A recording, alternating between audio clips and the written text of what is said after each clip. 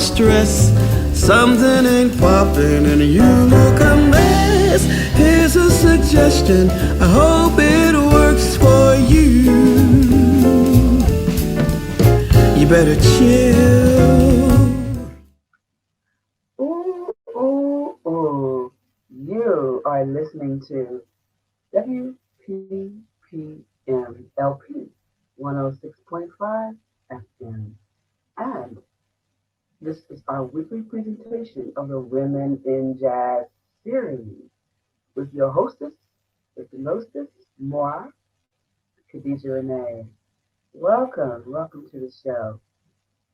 Um, I was wondering, what do you think of? What comes to your mind when you hear the word jazz? Hmm? Do you envision jazz music with men in a trio, a quartet, quintet, or even big band format? Hmm? Yeah. Do you see men playing compositions in harmony and then veering off into soulful solos, innovating from the original theme? And then they all come back down together and finish the tune as a unit quite beautifully. Hmm, yes, I'm sure that's the standard traditional view of the genre of jazz that most of us think about when we think about the word jazz. And the men who made it a household word. Their names come easily to our minds. Yes? Like Duke Ellington, Count Basie, Miles Davis, John Coltrane, Benny Goodman, Frank Sinatra, Louis Armstrong, and on and on and on. But when women in jazz are thought of, it's usually the singers out front of an all-male band. For example, the great lady of jazz, Ella Fitzgerald. Woo! Queen Diva Sarah Vaughan, the soulful Billie Holiday, Peggy Lee, just to name a few, Shirley Horn, and on and on. But on this show, Women in Jazz, we will speak and project and talk about the elephant in the room, the women in the band. Yeah. How about that? The women who played instruments, composed songs, arranged compositions, and led bands. Mm-hmm. Did you hear the name Melba Lister? Hmm. Marion McPartland, Marigold Williams, Vi Reed, Sherry Maricle. How about Hazel Scott? Hmm. That's just to name a few. Yeah.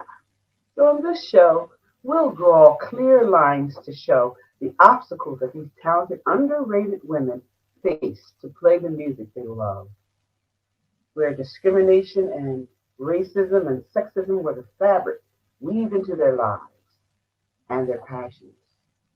But they prevailed, hmm and some skyrocketed to fame and notoriety. However, many remained obscure. But if you were to ask them, they'll say, we had a ball because they love music. So today, we will feature one of our own Philadelphia hometown women who made her mark in jazz. She's known as Dr. Trudy Pitts. Hmm, let's read a little bit about her, okay? Here's some tidbits from her bio, information for your education. So, born Gertrude E. Pitts, August 10th, 1932, where? Right here in North Philadelphia. She was the youngest of four children. Dr. Pitts was considered the prodigal child as she was strictly held to her musical lessons on the piano, of course, because the family owned a Steinway, and she played it. hmm So, as Chris Kelsey reported in his 2007 Overdue Ovation article, Trudy Pitts started on the piano at 6 years old, eventually studying to become a concert pianist at the Philadelphia Musical Academy, Temple University, and Juilliard. hmm And for the most part, she hadn't played much jazz. For that matter, the B3 organ. She was considered to replace Shirley Scott in the group led by Mr. Field, Mr. C. Carney, whom Pitts would later marry in 1958, 3 years after they met. Some chemistry was going on there, right? But by the time she signed with the Prestige label, a very, very well-known jazz label at the time, and she issued a string of LPs through 1967 and 1968. And her mastery of the Hammond B was indisputable. And her sound was a thing apart from any other Philadelphia born or based organ greats. Among some of them, uh, Shirley Scott, Jimmy Smith, Jimmy McGriff, Charles, Charles Sterling, that is. So she was able to set her sound on the organ apart from all those greats and become known for her styling, for her drawbar variations on the Hammond B3. A time when she was recording with local Philadelphia artists who I later found out that her husband, Mr. C, would pull into his group, the High Tone. And one of those artists was Pat Martino. And they had a song that they did together. They really cook on Paul Desmond's Take Five, and a version of It Was a Very Good Year, whose swing snowballs in urgency, intensity. And on Stepping in Minor, also released as a 45, she simmers through lyrical, soulful chords, one after the other. Dr. Pitts had a flowing touch that she belied with her classical training. You know, she mixed in the jazz with the classical, and but it didn't impede the requisite blues sensibility in her playing. And unlike so many of her peers, she didn't overplay. So for jazz piano fans who think they don't dig organs, she might be an excellent introduction to the jazz B3 organ. She tended not to overindulge in the Hammond idiotic elements, or idiomatic elements, I should say. In other words, static chord swallowings. So she's not your typical organ player. And then she had a song out called These Blues of Mine, and it showcased Pitts as a player as well as a competent singer, taking her colorful vibrato to pop and rock hits like Eleanor Rigby and The House of the Rising Sun. Those were 60s and 70s rock tunes. Yeah. But those covers aren't the record's highlight. An instrumental take on another pop staple, Burt Bacharach's What the World Needs Now is Love, right? Well, we sure need a lot of that today, right, in 2020? But yeah, you have to hear Trudy Pitts' take on that song. She flaunts a groove so buoyant and fun, you can only imagine how packed bars were brought alive by that sound. As a side person, spent some time as a side person, Pitts played on Martino's 1967 debut album El Hombre on the Prestige label. He followed her right into the Prestige label, and I understand that really Trudy Pitts and Mr. C helped him cut his chops. So now a part of the jazz guitar canon, Pat Martino recorded with Rashawn Roland Kirk as well as Miss Pitts, and they appeared on the saxophonist ambitiously arranged other folks' music, contributing a composition called Anisha. The guitarist also commented on profoundly the relationship Pitts and Carney shared in their personal as well as musical lives. When you ask both of them, how were both of them together? He would say, whether you know it or you don't, because they were always together, and I'm sure they still are in many ways. In 2006, Trudy Pitts became the first jazz artist to play the Dobson pipe organ at Philadelphia's Kimmel Center for the Performing Arts. So read more about that and Pitt's life and work. So check out Chris Kelsey's 2007 Overdue Ovation. And also be sure to check out that same piece. You can find that on the Philadelphia Inquirer website. In 1999, a compilation album of several records was released as Legends of Acid Jazz, Trudy Pitts and Pat Martino. So Ms. Pitts was able to take her love for classical music and transmute it into jazz on the Hammond-B organ in her own way, in her own fashion, in her own style. And this style took her to some illustrious places, performing with illustrious people, and kept her on the road for many, many years, her and her husband. In the 11th annual Mary Lou Williams Festival, held at the Kennedy Center in Washington, D.C., she performed.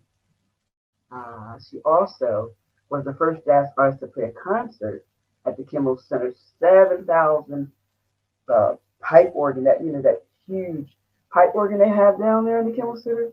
She was the first jazz artist to play that organ. So that just goes to tell you something about her sound. Miss Trudy, as a lot of women do, play multiple roles.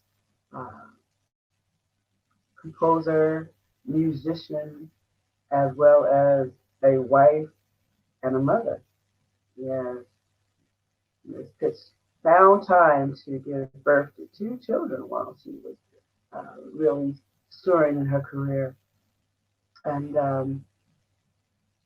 as a parent, she said it helped her to be multifaceted. It helped her to be what she called herself as an extraordinary mother. I would have to say that she definitely was extraordinary in order to have 2 children and still be a very vibrant force in the genre of music throughout the 50s, 60s, 70s, 80s, and 90s. And that was one of the things she definitely accomplished. And also, she followed through on gaining her education. She was formally educated, again, at Juilliard, and gained a professorship at the University of Arts. And she passed away just in December of 2010 at the age of 78 from pancreatic cancer. So we wanted to take this opportunity to give this tribute to a lady who was definitely an empress. That's what I like to call her, an empress of jazz. So listen, and see if you agree with me that she is indeed a special talent. There in TV land, this is Khadija Renee, hostess with the mostest for the series Women in Jazz. Today, we're featuring one of Philadelphia's own hometown unsung heroes, the great late Trudy Pitts. I call her the Empress of the Jazz organ. And at this time, we have the honor and privilege to allow her only son to tell the story of life as the only son of Dr. Pitts and Mr. C. William T. Carney III, and the son of William T. Carney Sr., TC the third, who is his own renowned artist in the jazz scene. You can check him out on his social media outlets on Facebook. That would be TC the third. You can find him performing in and around New York City and in the Philadelphia metropolitan area. Please help me today in welcoming the son of Dr. Trudy Pitts and Mr. C. TC the third. Thanks for joining us today, TC. Oh, bright moments, Khadija. Renee, nice to see you. Thanks for having me. It's my pleasure, and thank you so much for agreeing to help us to shed some light on the illustrious musical career of your divine mother. So, I'm so excited to hear about the stories that you have. I know you to be a storyteller, so I know you can tell us what was life like for you growing up with such famous creative parents. Give us some stories about your life with them on the road. Well, what I want to say is that in the early part of my life, before I actually started performing myself, it just was a normal life in a lot of ways. They were my parents, and it wasn't no big thing to me that they were musicians, because that's all I knew. It wasn't like they worked a 9 to 5 and then they started traveling. They always played music and traveled since I was a baby, and that's all I knew. So it wasn't really like, I wasn't looking at them like they were special. Even though everywhere we went, people knew them and, respected them. And that was the life that I had. So, when I was 1 year old, they did a gig in Bermuda. I always remember that trip. I was 1 year old. Because back huh? You remember what happened when you were 1 year old? Yeah, because back then life was different back in the day. And absolutely. First of all, the airplanes in those days had lights on the wings. And I never forgot that. Oh, Mommy, Daddy, look at the lights on the wings. Goody Ellsworth Gooding, tenor saxophone player. He was on that gig. And we used to call him Goody, and he used to make jokes. Oh my God, Goody was so funny. He also was wound up being, I believe, the treasurer for the Philadelphia Clef Club of Jazz Performing Arts at Broad and Fitzwater. Well, he was the treasurer for that organization before they were at Broad and Fitzwater, and then after until he departed. But on that trip, I remember that. And so we went to Bermuda, and I didn't see him perform in Bermuda, but I had a good time while I was there, and that was the first trip. And then we went to Canada and Montreal. They did Montreal a lot. And mostly when I was like a real little kid, I saw them practicing in the house. That was just part of my mother practiced every day in between cleaning and having her coffee. She was practicing all day long. Wow. When the light out, putting out her plants on the porch and watering her plants and all that, all in between all that, she was practicing. Well, she was a trained musician as well as a music educator. And she studied at a school, I don't think it's in existence anymore, the Philadelphia Music Academy, or I guess it's called the University of Arts today. And she also trained at Temple University and Juilliard. Do you remember her? Was she already finished her education by the time you were born? Yeah, she had did all of that education by the time I was born. She did all of her Mm, studying prior to meeting my father. mm-hmm, Uh, mm-hmm. by the time, and she also went to Curtis Institute at some point. But I don't Oh really yeah, know. I don't know the chronological uh, way that she went to school. And I know, that's I all know right. some stories about when she was in school. Uh You oh. know, well, Oh. When she went to Juilliard,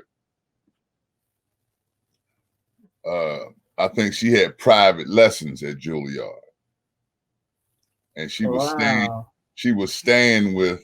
She had two older sisters, Aunt Dee and Aunt Jerry. They lived in New York. They had two places. They lived in Harlem and they had a place in Mount Vernon, a house. And she stayed in the house.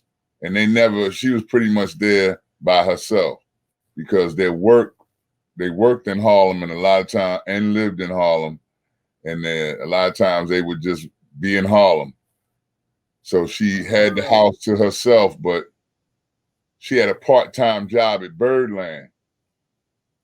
what? And Really? she wasn't a musician in that capacity. She was the coat check girl. And she said, Well, it's good to be in that environment anyway. yeah, what'd you say? It's good to be in that environment. That was a hot club at the time. Yeah. It's just good to And be in the environment. it was before she was was performing jazz. And she was Wow. a coat check girl. And she said that Charlie Parker and a lot of the cats used to bum cigarettes off of her. Back in those days, women, even if they didn't smoke, had cigarettes for men. That was just, Really? that was like the thing, I A didn't know cat that. could go to a chick and ask her for a cigarette and she'd have them. Wow, amazing. That's a whole different time, a whole different culture. You must be talking about in the 1950s, do you think? Probably in the 40s, In the 40s. early, Wow. yeah, 50, Early 40s. 40, late 40s or very early 50s. Hmm. Well, let me ask you a question. Who do you think were your mother's early musical influences? Well, that's a big question. I mean, I know she liked the classical music, you know, Yeah. Brahms and Beethoven and all those cats, all the stuff they teach you Mhm. in classical music. I know she would love that. Right. But what I wanted to say about her education was her first teacher was the mother of the famous pianist, South Philadelphia native pianist Blanche Burton.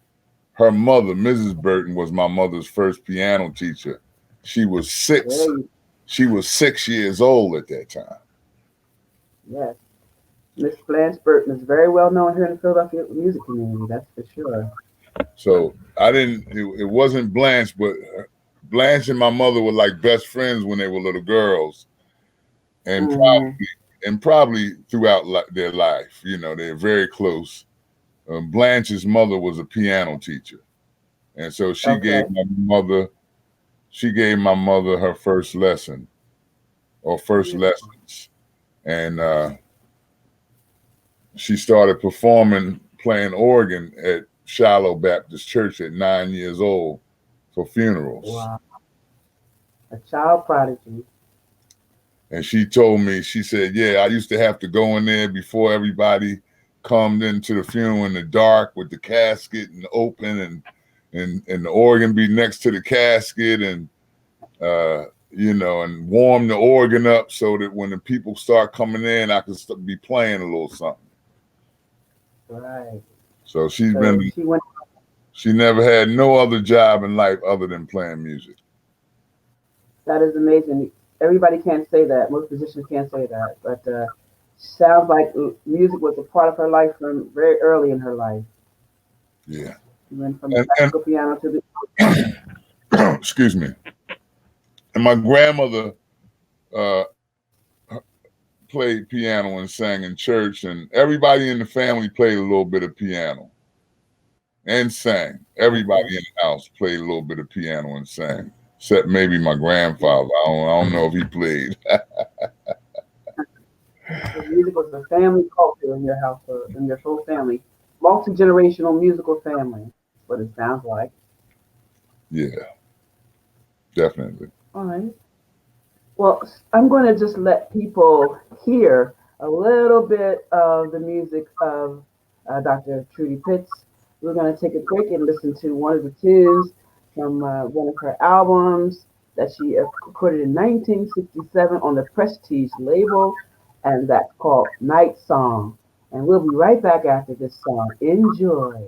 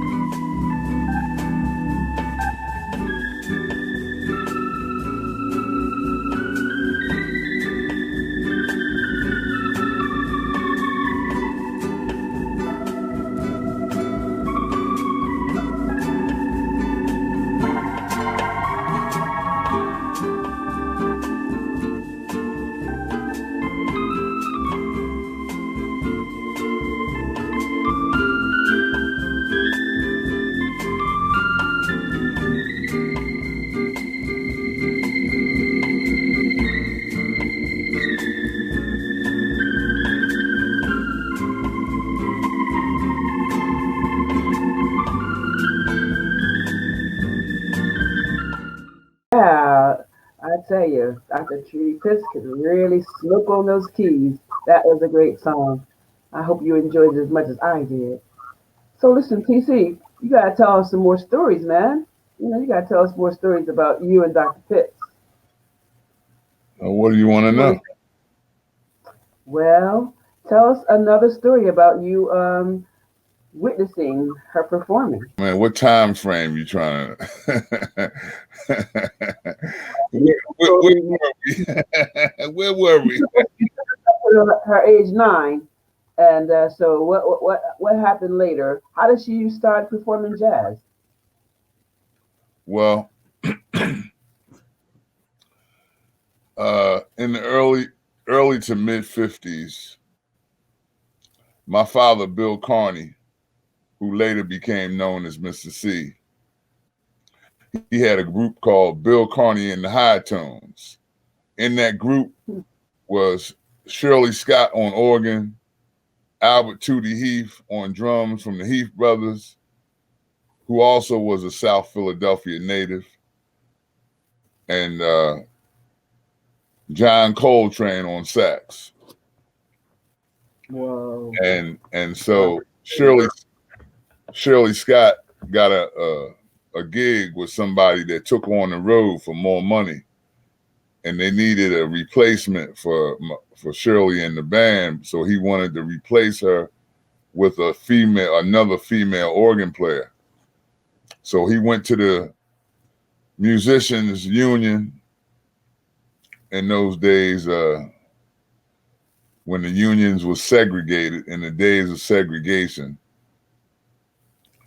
and asked Mr. Adams, who I believe was the president at the time, and also became, once the unions merged, he also became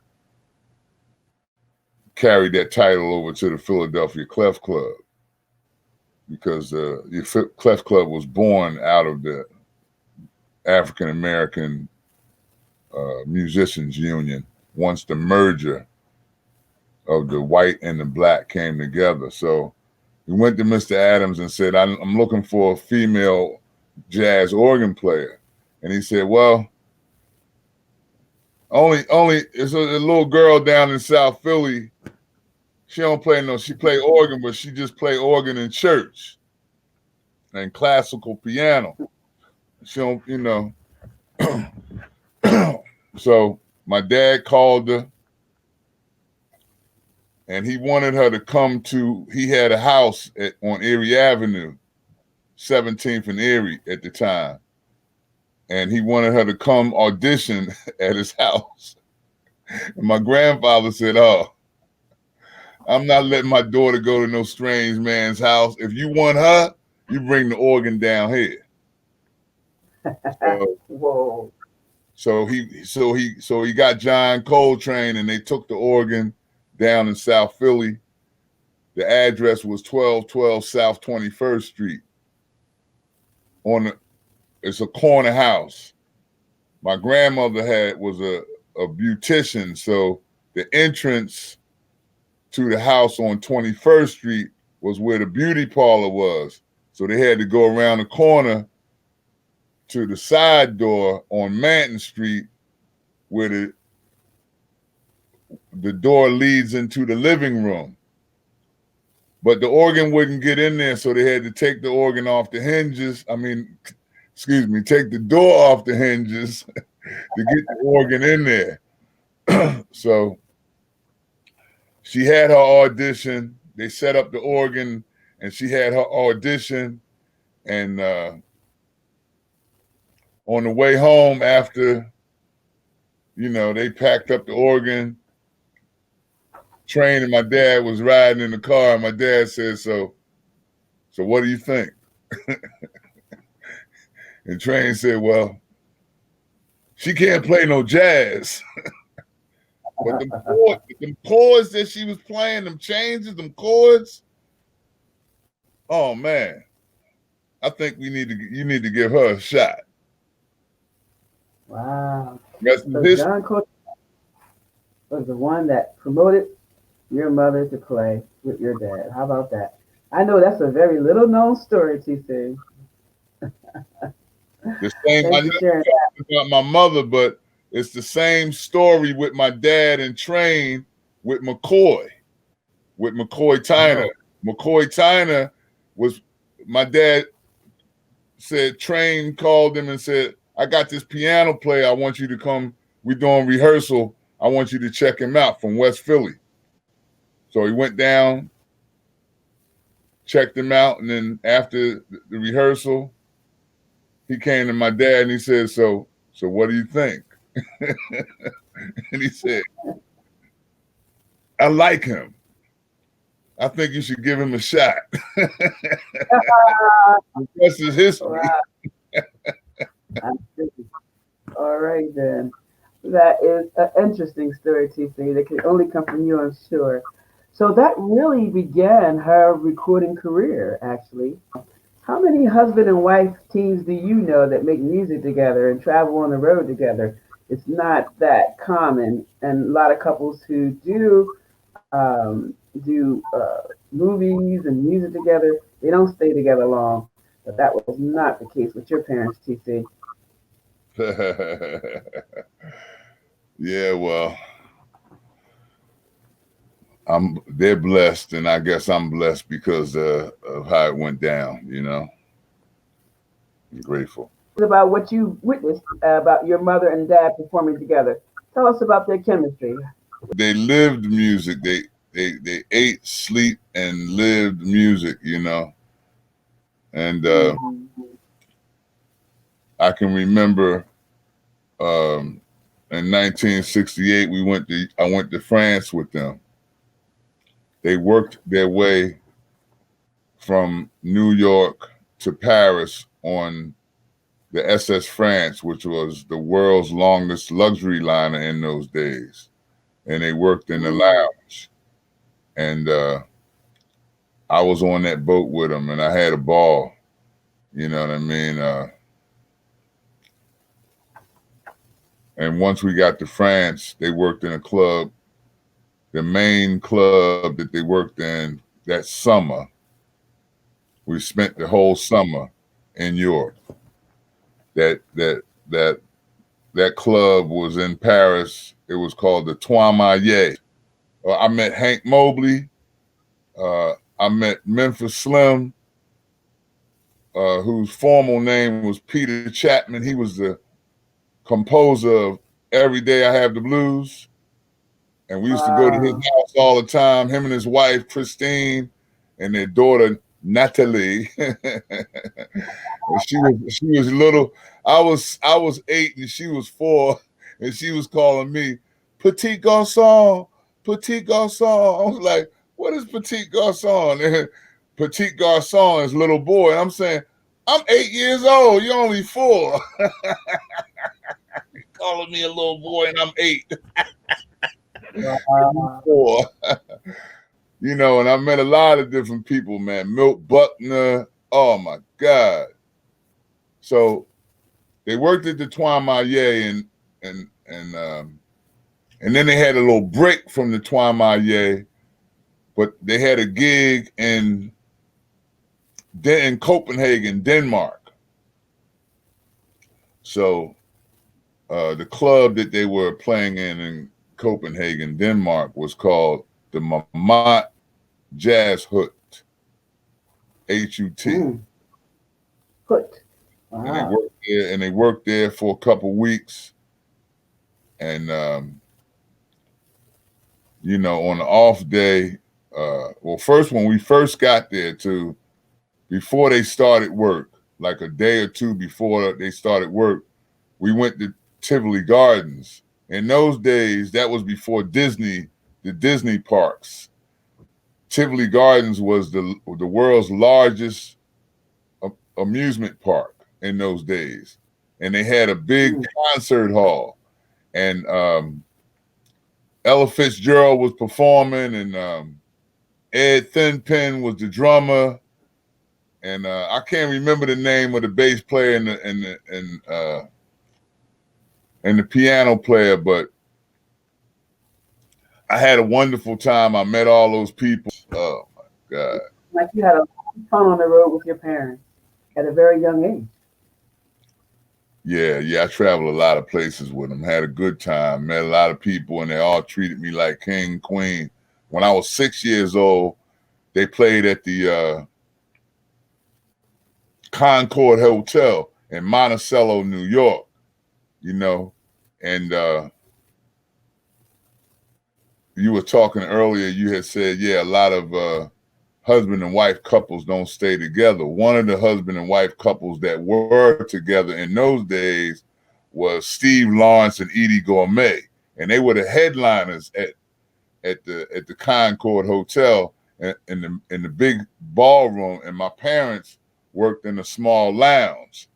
And in the daytime, I played with Edie, with Steve Lawrence and Edie Gourmet's children, a boy and a girl. They was my age.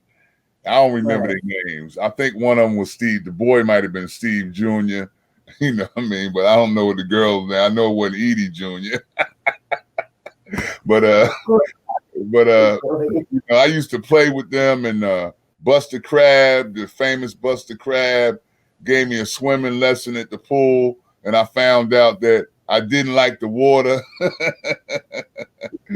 And I was scared. He was holding me. I was swimming. He was holding me, and I was drowning. You know what I mean? That's true.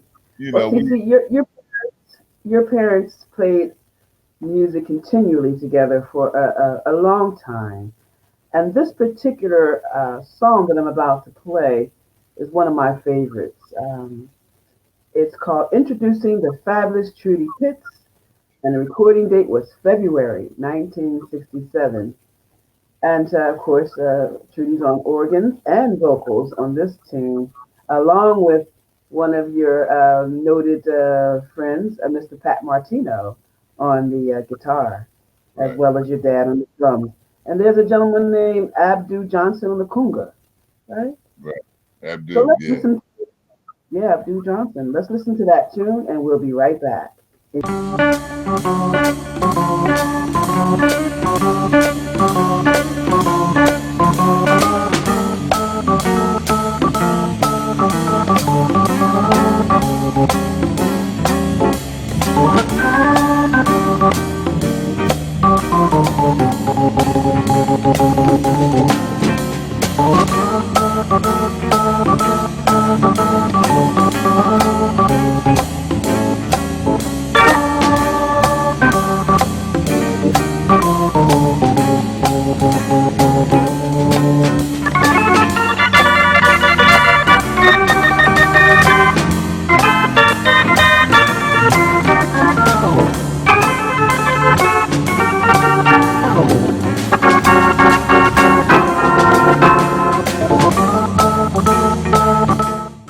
All right.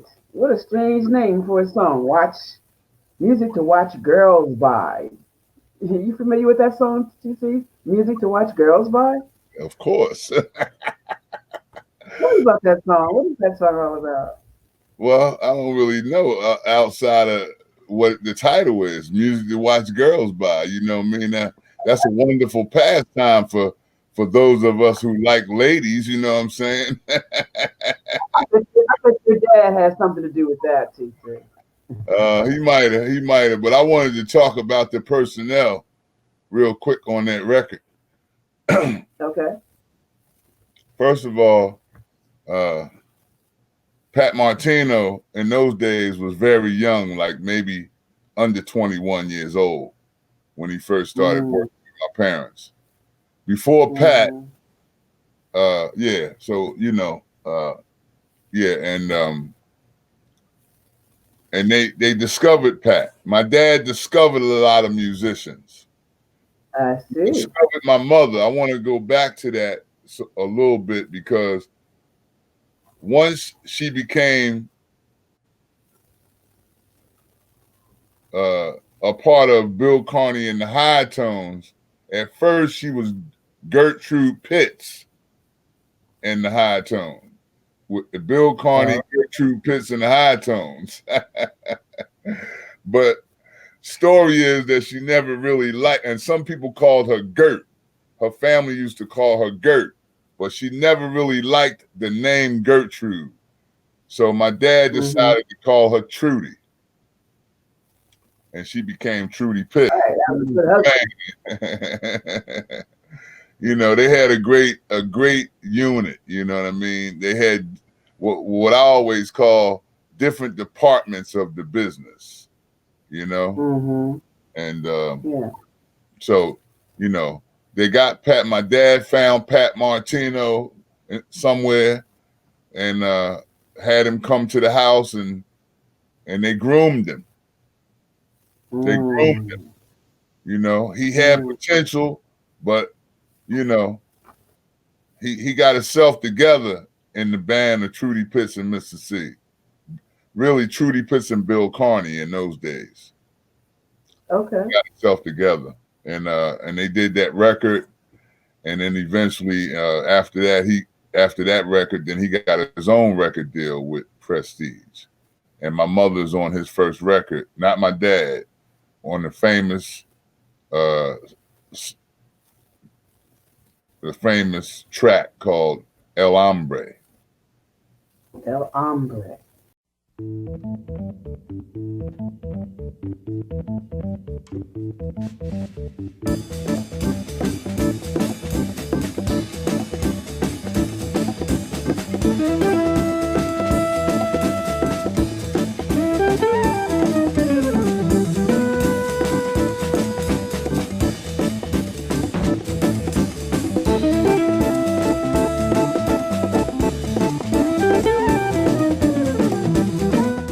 In 1967, the Boston Globe printed a piece calling your mom a rising star, and they complimented her drawbar variation, her vibrato shadings, and her bass pedal work.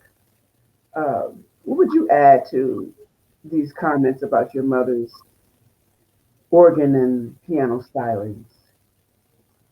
World, you know what I mean?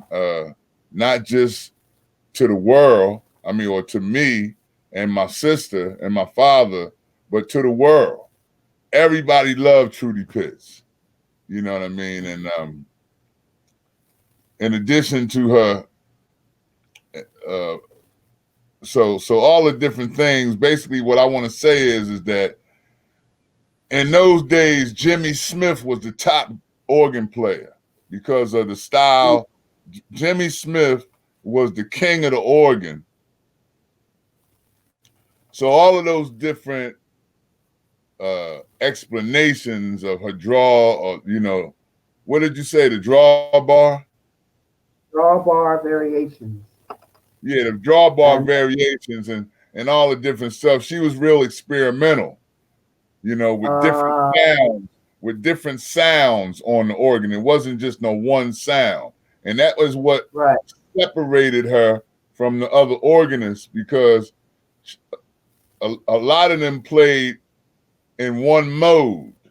Even though they played the bass pedals, they played in one mode and one sound.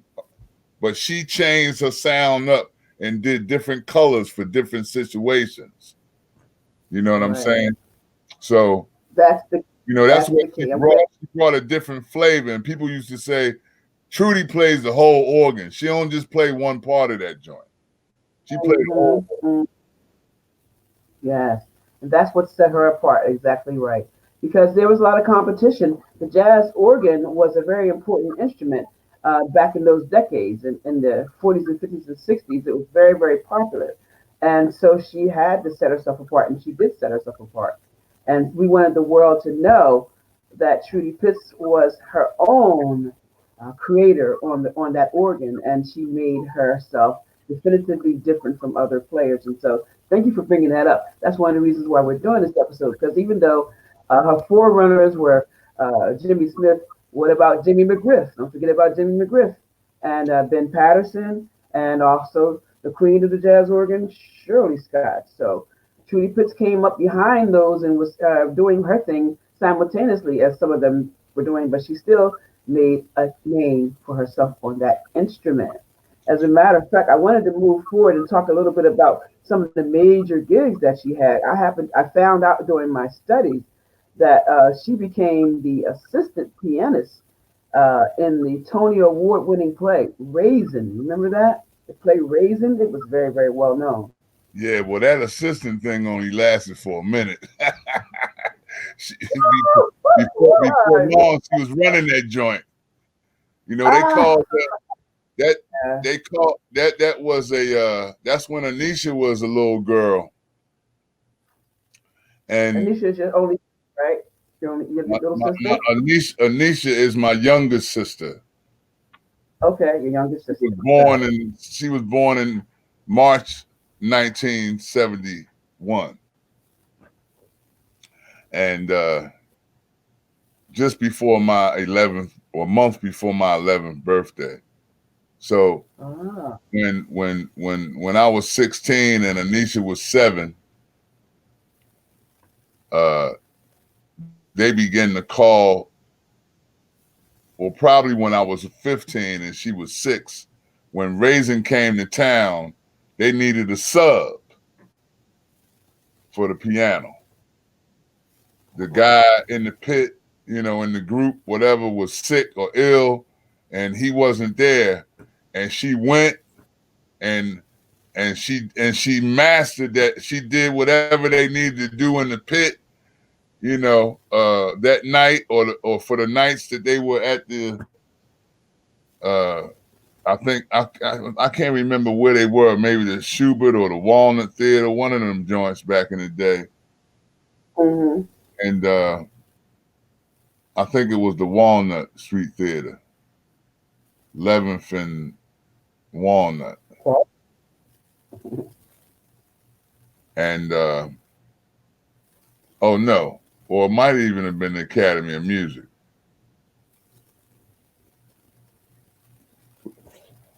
Yeah, it might have been the Academy of Music. Anyway, she went down there, and as she always do, she took over, and they really dug her.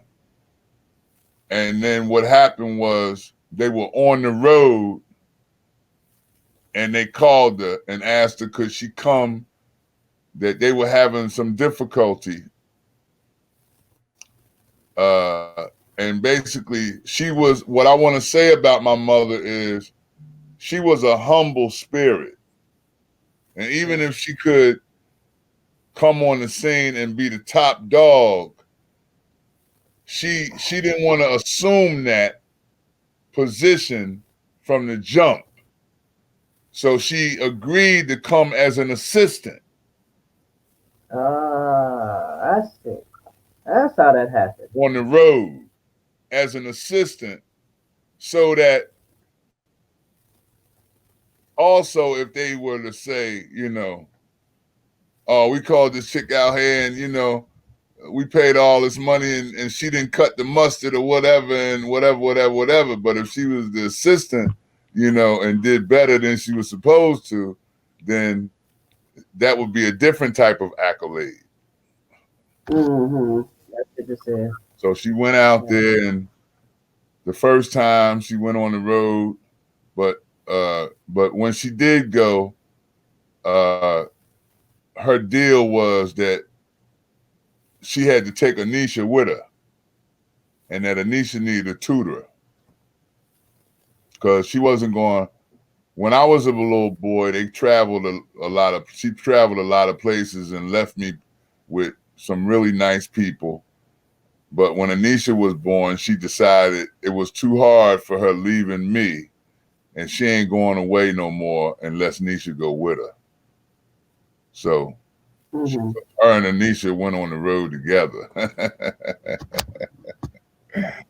You know what I mean? And Anisha started taking dance lessons, with the dancers, and she was taking ballet. Oh my God, she was getting it in too. Beautiful. Your mother, Trudy Pitts, she went on to play with some pretty big name artists herself.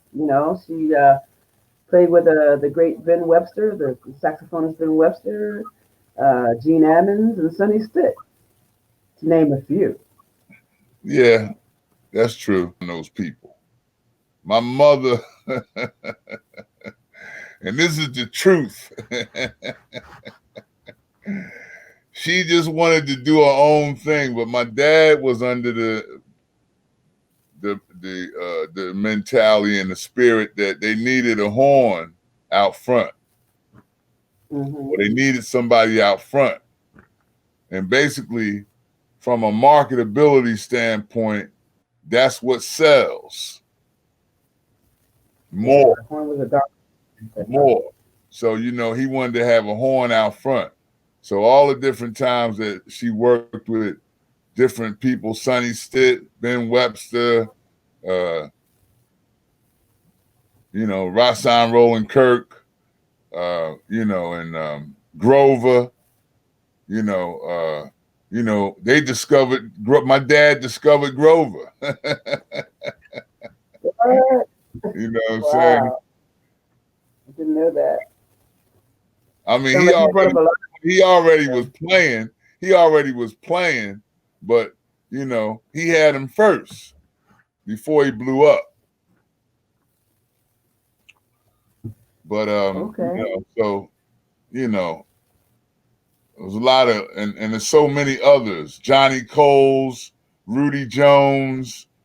Oh my God, so many.